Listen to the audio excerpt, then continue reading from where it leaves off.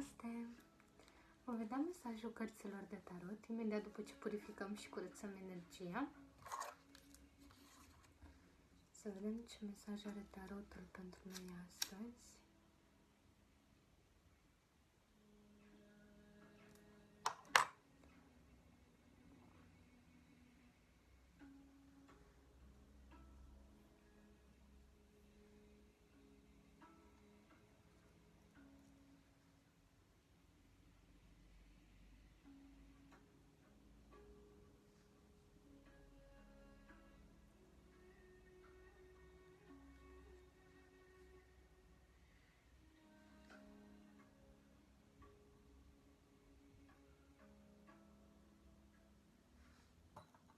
Așa, perfect. Hai să vedem mesajul cărților de tarot pentru noi astăzi. Să vedem ce mesaj are tarotul pentru noi astăzi.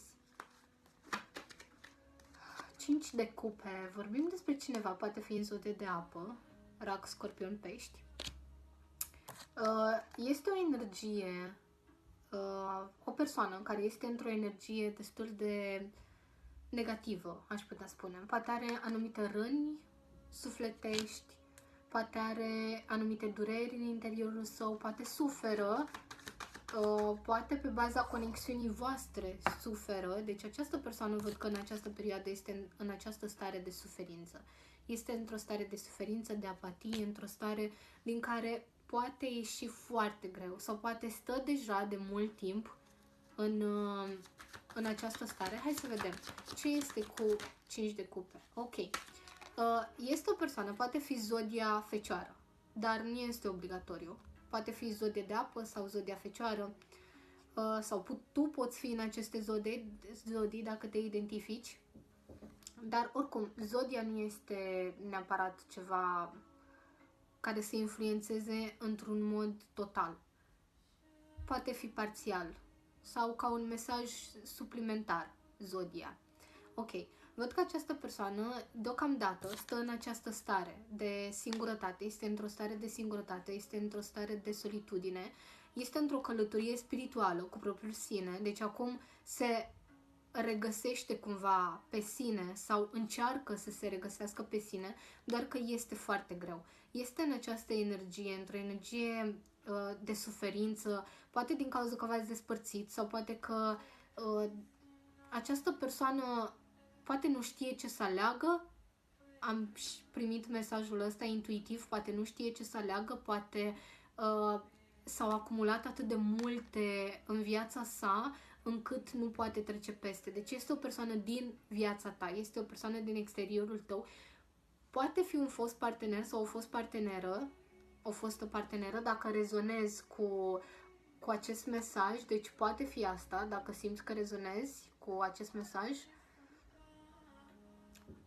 Sau poate fi o persoană cu care ai trăit anumite emoții împreună sau ai trăit anumite evenimente mai mult emoționale, aș putea spune, pentru că avem emoțiile, avem cupele.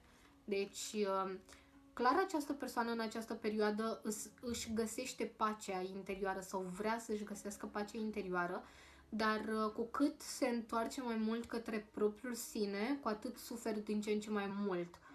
Deci are o pierdere în viață, poate a pierdut ceva, poate a pierdut conexiunea cu tine, poate v-ați separat și această persoană suferă. Văd că a fost și vina acestei persoane în această conexiune, dar simt că și tu te-ai îndepărtat ușor sau și tu ai venit cu anumite drame în viața acestei persoane. Deci, dacă simți că rezonezi, dacă simți că nu rezonezi și dacă simți că tu ai fost total în regulă în această conexiune și ai fost bine încă de la început și văd că i-ai oferit acestei persoane un spațiu foarte sigur în care această persoană să poată fi cine este cu adevărat. Tu i-ai oferit un spațiu în care această persoană se poate deschide, să fie reală, să fie naturală, să fie practic goală în fața ta. Adică goală la modul în care să nu poarte nicio mască, ci să fie cine este cu adevărat față de tine. Dar v-ați separat, v-ați despărțit, poate sunteți în nou contact, poate nu comunicați, poate această persoană este la distanță de tine fizică sau poate comunicați, dar comunicarea nu mai este atât de emoțională. Asta e confirmare. Deci, mi-a căzut telefonul, o să las așa. Deci, o să se întâmple ceva imprevizibil în următoarea perioadă, poate cu această persoană sau în conexiunea ta cu această persoană. Poate ceva se va dărâma sau va cădea, gen involuntar, dar să știi că această energie se întâmplă pentru a se echilibra balanța. Deci, văd cumva că universul vrea ceva pentru tine. Vrea ca anumite experiențe sau anumite întâmplări sau inclusiv conexiunea cu această persoană să fie într-un anumit mod. Iar văd că tu deții cumva controlul situației sau vrei să deții controlul acestei situații. Vrei să ai total control asupra lucrurilor, vrei tu să știi tot ce se întâmplă, vrei să ai siguranță față de această persoană și față de conexiunea cu această persoană, dar văd că universul vrea altceva pentru tine. Vrea să dai un pic la o parte controlul, să te detașezi, să lași lucrurile să curgă de la sine și să lași lucrurile să vină de la sine, să se așeze. Iar dacă ceva se va dărâma sau va cădea în această conexiune, va fi pentru binele superior al amândurora. Deci lasă lucrurile să fie așa cum sunt. Lasă această persoană să sufere dacă are de suferit. Lasă această persoană să plece. Lasă această persoană să stea departe de tine. Lasă această persoană să-și găsească propria lumină interioară și propriul drum, propria cale în viață. Lasă această persoană să fie cine este cu adevărat, exact așa cum este. Încearcă să te detașezi puțin, încearcă să vezi situația dintr-un alt unghi, încearcă să nu mai pui atâta presiune pe această conexiune și pe această relație. Știu că poate fi greu. Și este greu să te detașezi, să nu te mai gândești la această persoană, să nu te gândești la momentele frumoase, poate să nu te uiți la pozele cu această persoană sau poate ți este greu să pur și simplu să te detașezi de această conexiune. Știu că poate fi greu. Și chiar este. Adică sentimentele tale sunt valide, sunt reale. Înțeleg că ți este greu, înțeleg durerea prin care treci. Pentru că la un moment dat cu toți am trecut sau vom trece prin asta. Pentru că asta e experiență, astea sunt experiențele vieții. Noi prin experiențe de genul ăsta ne formăm, iar conexiunea asta este o conexiune foarte spirituală. Deci eu nu zic că conexiunea dintre voi a fost o conexiune karmică. Vom vedea mai târziu și care a fost baza conexiunii voastre. Dacă a fost o conexiune de suflete gemene, pereche, o relație karmică, vom vedea ulterior. Dar deocamdată eu nu simt în energia asta că a fost cumva o relație karmică. Eu nu văd asta. Dar într-adevăr a fost o relație în care s-a bazat foarte mult pe mentalitate. Deci s-a gândit, această persoană a gândit mai mult decât a simțit. Iar în momentul în care și-a dat voie să simtă cu adevărat ceea ce simte pentru tine, a fost foarte copleșită această persoană de toate sentimentele. Poate văd și o ușoară urmă de imaturitate emoțională, poate această persoană nu este total matură emoțional. De aceea ei nu știe, deci această persoană nu știe cum să trăiască emoțiile astea. Tot ce a făcut până acum în toți acești ani a fost să gândească, să gândească, să gândească, să gândească. Tot ce a făcut a venit din mentalitatea sa. Inclusiv emoțiile, sentimentele pe care le avea pentru tine, mai întâi trebuia să le treacă prin filtrul mental, să vadă, nu știu, această persoană văd că vrea să dețină foarte mult control. Este și o persoană egoistă sau o persoană care are un ego destul de puternic. De aceea preferă să-și folosească mentalitatea în absolut orice. Este o persoană foarte mentală, o persoană care analizează foarte mult, o persoană care critică foarte mult lucrurile sau o persoană care se critică pe sine foarte mult.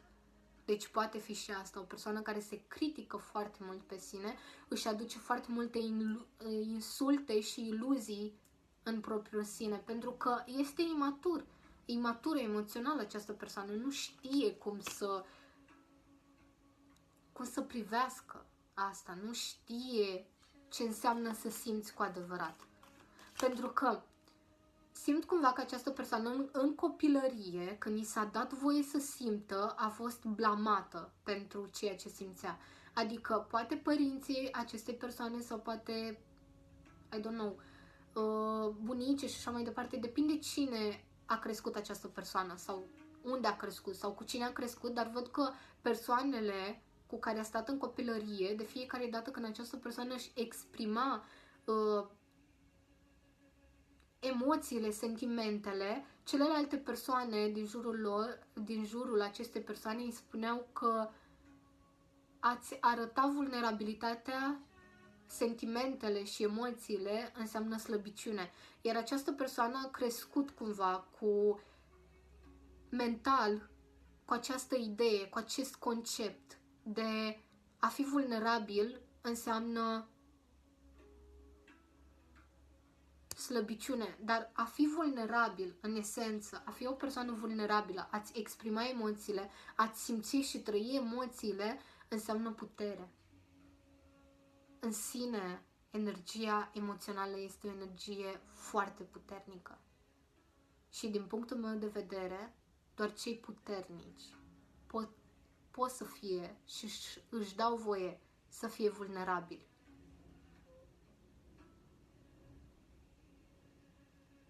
Și văd cumva că pe parcursul întregii vieți, această persoană, de fiecare dată când și-a exprimat emoțiile și sentimentele față de o altă persoană, i s-a respins cumva ceea ce simțea, nu i s-a validat emoțiile, i s-au respins emoțiile sau simt cumva că această persoană a fost foarte folosită din multe puncte de vedere de către ceilalți din afară. A fost foarte folosită de alți oameni.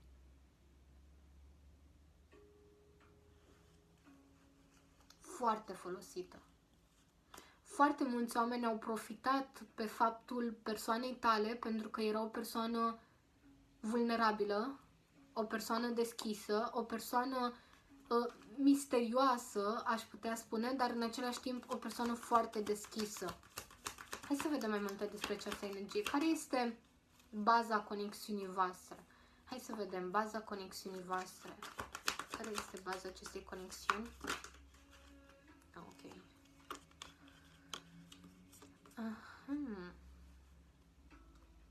A fost o relație...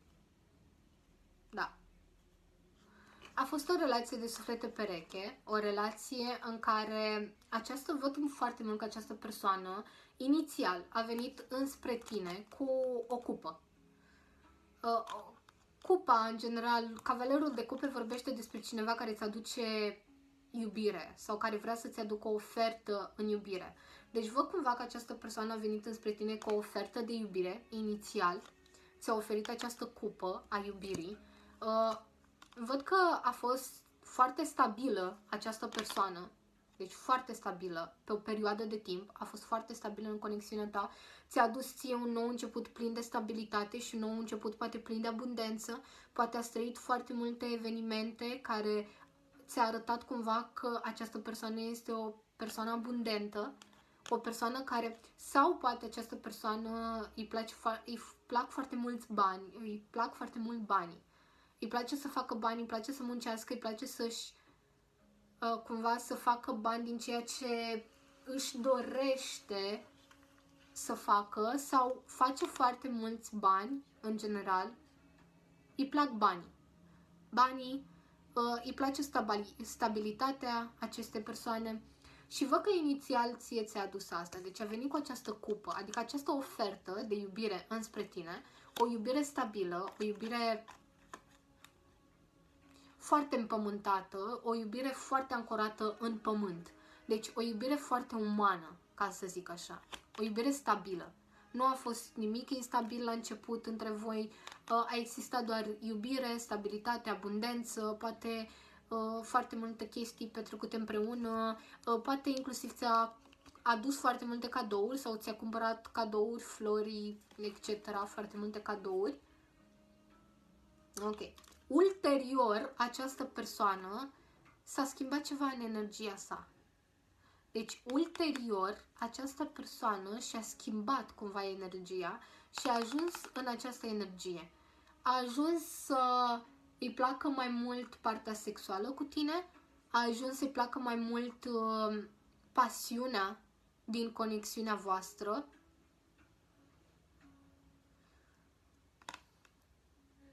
A început să te vadă pe tine într-o energie pasională, adică cumva stabilitatea acestei persoane a început să scadă. Nu ai mai simțit nici tu această persoană atât de stabilă în conexiunea voastră și într-adevăr nu era stabilă, pentru că în interiorul său această persoană ducea niște greutăți foarte mari.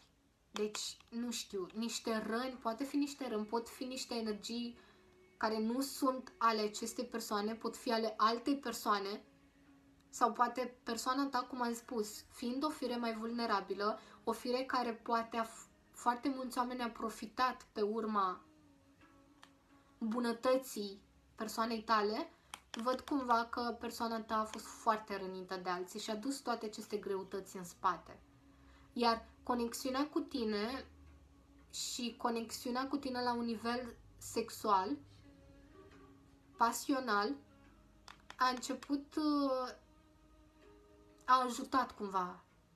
Deci conexiunea cu tine pe parte pasională a ajutat această persoană să se elibereze de toate aceste dureri, toate aceste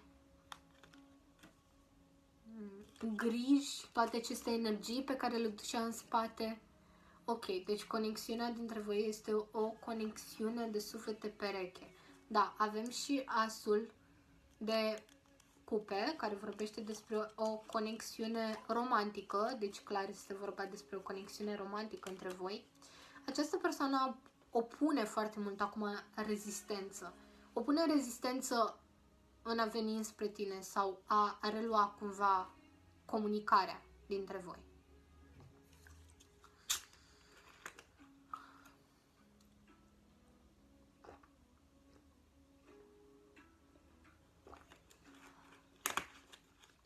Ok. Hai să vedem ce se va întâmpla. Oh, am văzut 2 de cupe. 2 de cupe vorbește despre o conexiune foarte romantică. O conexiune în care văd că energia feminină a fost foarte implicată în această conexiune. Energia feminină și-a dat foarte mult interes în această conexiune. Văd cumva că energia feminină s-a dus în totalitate în această conexiune și încă este acolo. Deci energia feminină se simte foarte, foarte stabilă în conexiunea asta. Chiar dacă energia masculină văd cumva că s-a detașat sau nu mai este acolo. Poți schimba rolurile. Dacă ești bărbat și simți cumva că tu ai rămas încă acolo și că tu, indiferent ce a făcut partenera ta, tu ai rămas și rămâi încă acolo cu încredere, te rog să schimbi. Eu vorbesc pentru că simt mai mult Deci simt mai mult energia feminină cumva, că a rămas acolo. Deci văd cumva că în conexiunea asta energia feminină a rămas acolo. Și-a dat interesul, indiferent ce a făcut energia masculină, energia feminină a rămas tot acolo. Deci văd cumva că energia feminină are o încredere în sine și în conexiune, ceva incredibil. Deci există o încredere deplină și o iubire infinită. Este ca și cum energia feminină iubește necondiționat energia masculină din această conexiune. Deci o iubește efectiv necondiționat. Wow! Ar face orice energia feminină doar ca energia masculină să rămână încă acolo, dar nu poate. Simte, și asta spun și eu și cărțile, că energia feminină, dacă o să continuă să meargă sau să rămână doar acolo pentru energia masculină, o să se piardă pe sine. Și m-am uitat la ceas la 19 și 19, cartea soarelui. Este necesar să existe o schimbare.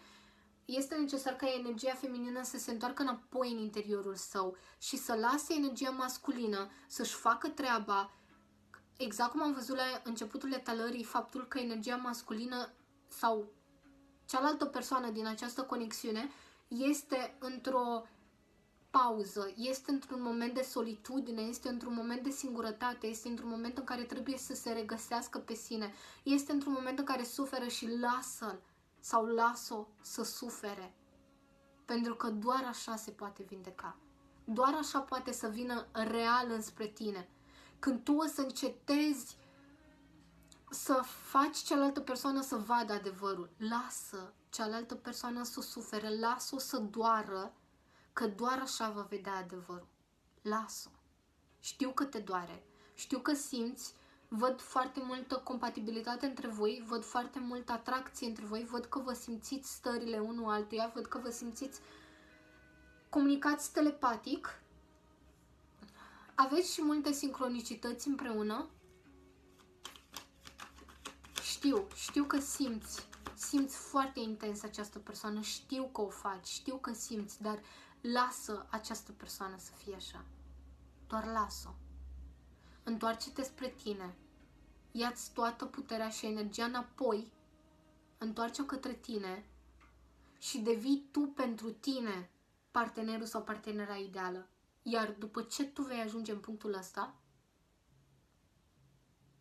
va veni și cealaltă persoană. Și mă sună cineva.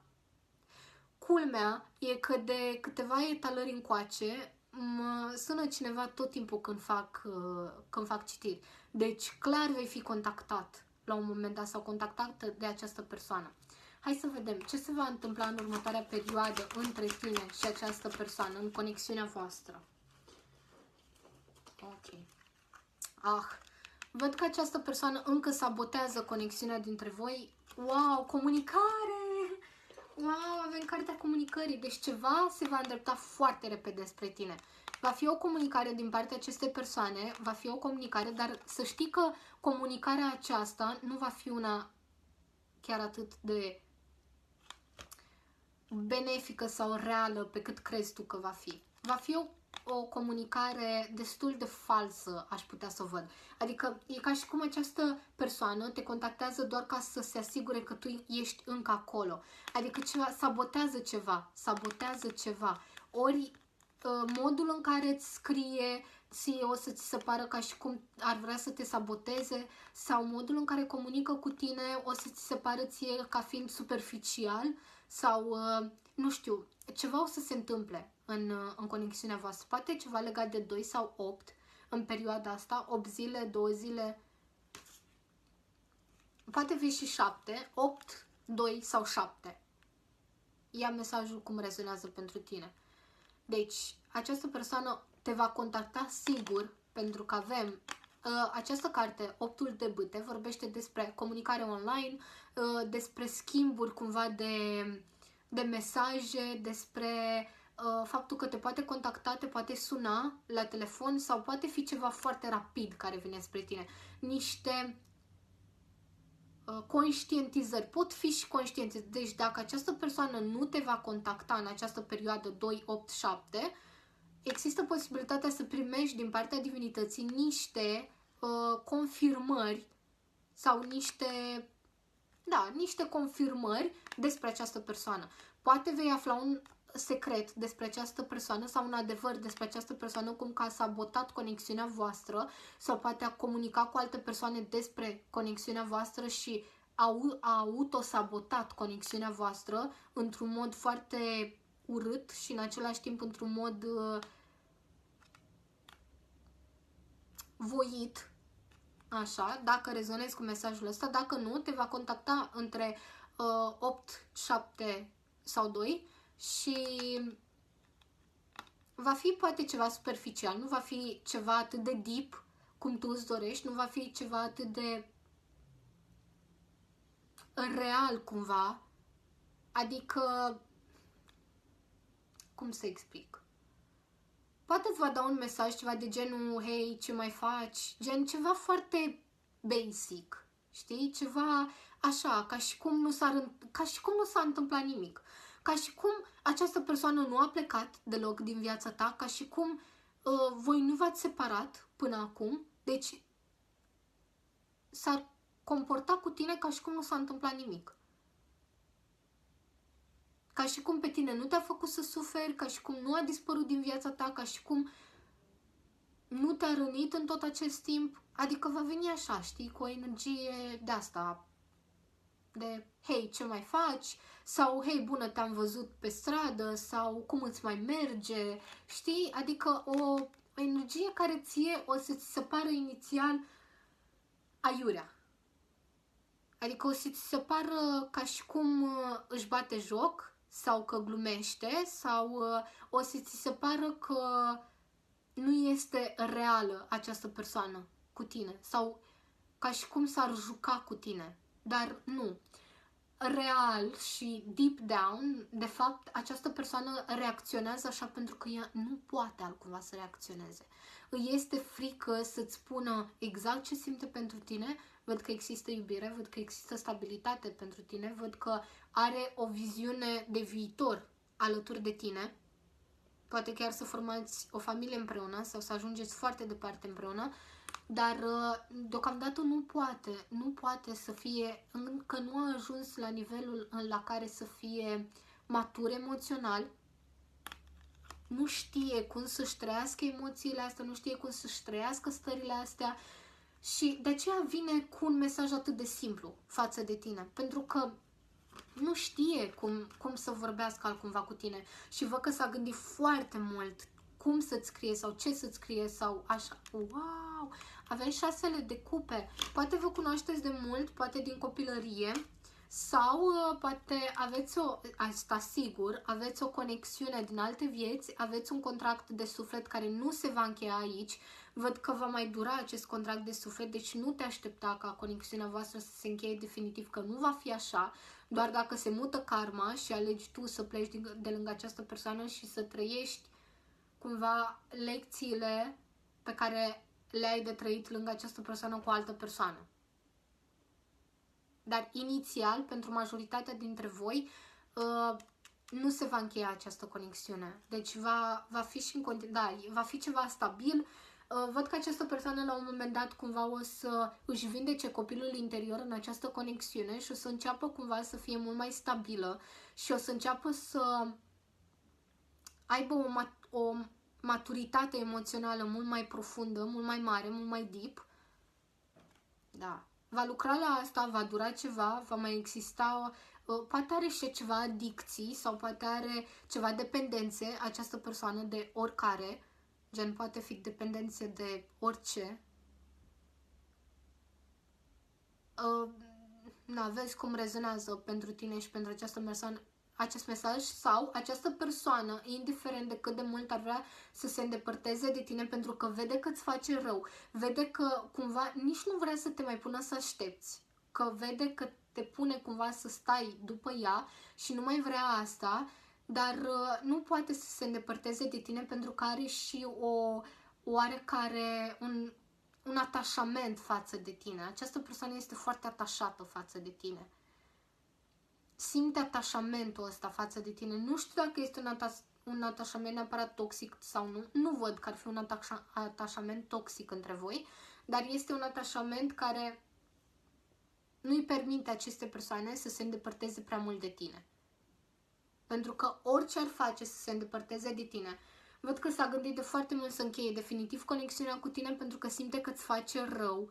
Pentru că nu poate, deocamdată nu poate această persoană să fie matură emoțional. Nu poate să fie îndeajuns de vulnerabilă alături de tine, nu poate să gândească limpede, nu poate să nu se mai autosaboteze, efectiv nu poate. Este într-o călătorie spirituală, această persoană are nevoie de înțelegere, are nevoie de iubire, are nevoie de acceptare exact așa cum este, oferă timp, spațiu și cel mai important, nu te mai pierde în conexiunea asta. Întoarce-te înapoi la tine, în centrul tău, în interiorul tău, rămâi stabilă și stabilă în centrul tău, în ființa ta și lasă această persoană să sufere, lasă această persoană să-și trăiască experiențele, că după ce își va trăi experiențele, oricum vine spre tine. Deci oricum vine spre tine, chiar și cu un mesaj foarte simplu sau un mesaj care să pară că, nu știu, te sabotează, sau un mesaj ca și cum... Sau poate fi ceva la care nu te aștepți. Deci poate fi și asta. Poate fi un mesaj sau un telefon la care nu te aștepți. Poate fi în dimineața de vreme la apusul soarelui sau seara târziu la...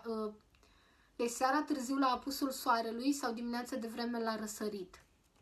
Să primești acest telefon din partea acestei persoane sau acest mesaj. Poate fi mai multe mesaje pe care această persoană ți le lasă, ca și cum ar avea mai multe conștientizări și îți lasă mai multe persoane, îți lasă mai multe mesaje. Sau în aceeași perioadă vei primi mai multe mesaje de la mai multe persoane la care nu te aștepți. Poate ceva legat de această conexiune sau legat de tine și această persoană. Na, vezi cum rezonează pentru tine. Wow! Foarte interesant. Mi-a plăcut foarte mult citirea asta. A fost foarte intensă, mesajele au curs foarte lin de la sine. Foarte frumos. Vă mulțumesc, aceasta a fost citirea în tarot de astăzi. Iar pentru etalări private, personale, vă rog să lăsați mesaj în comentariu și o să luăm legătura pe mai departe.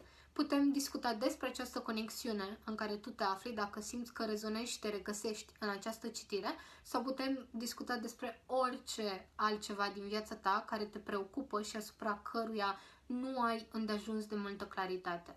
Claritatea va veni, întotdeauna ai încredere în instinctul tău, ascultă-ți intuiția, ascultă-ți inima, ghidează-te întotdeauna și după ceea ce inima ta îți spune și energia ta și crede-mă, divinitatea este întotdeauna aici pentru tine. Mulțumesc și